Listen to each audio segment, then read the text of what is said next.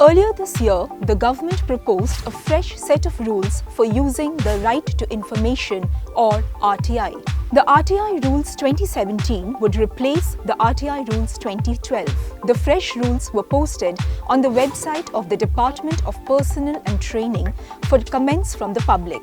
The Right to Information Act came into force in 2005 and has been used extensively by people since. Activists estimate that 6 to 8 million RTI applications are filed in the country every year. So we are the largest numbers of users in the world today of the RTI. But that in itself is not sufficient, because with the growing awareness of the effectiveness of the RTI, we want a working commission. We want a commission which is fully staffed, and we want a commission which works for the act and not for the government, which works for transparency and not for secrecy.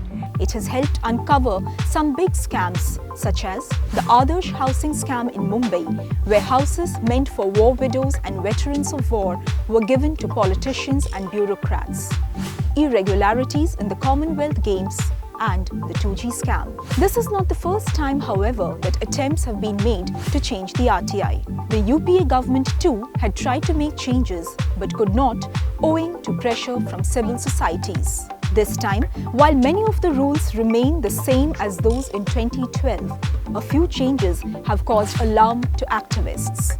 Here's why. One of the new rules gives the Central Information Commission power to allow an applicant to withdraw an RTI application unless the matter has been finally heard or a decision or order has been pronounced by the Commission. Activists fear this will allow misuse, and those who feel threatened by the publication of that information will try to threaten and force the applicant to withdraw the application. The new rules also say that proceedings pending before the Commission shall abate on the death of the appellant. This, activists fear, will make appellants vulnerable. Attacks on RTI activists are not rare, and more than 60 have lost their lives already. Activists fear the new rule will make applicants more open to attacks by those who want to cover up the information. Some activists also feel that certain sections of the new rules make it more difficult for a common user to access the law. It asks for more documentation and paperwork. The appeal can be returned to the appellant if all documents are not given. The new rules also give a fixed time limit for filing of complaints to the Information Commission. Complaints have to be filed within 90 days from the date on which the cause of complaint occurred.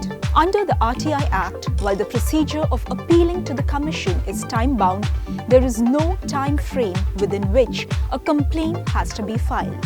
The new rules, though, have at least one positive addition. It addresses the issue of non-compliance of order of the Commission, a problem which activists say is widespread. An officer of the Department of Personnel and Training confirmed that they have received inputs from civil societies and common people expressing both suggestions and concerns regarding the new rules.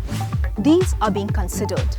Once the department has made the changes that it feels are required, the rules will be sent to the minister for his approval. That just casting a vote doesn't give you democracy. You have to keep accountability and transparency alive. So to keep accountability and transparency alive, we have to keep the commissions alive. We have to ensure that public information officers perform, that appellate authorities perform, that the appointment of these commissions are not delayed. Now all governments are delaying appointment of commissioners, and the range of commissioners and the kind of commissioners is also quite questionable. We are getting people from the most restrictive departments of retired, say from IB, from the police. People who are always used to seeing people as mobs, as enemies, as enemies of the state. Those people have developed a mindset. So we really need to get people who have an open mindset. It could be from the bureaucracy. It's not that we don't want anyone from the bureaucracy, but it should be a bureaucrat who has the capacity to see the people's point of view.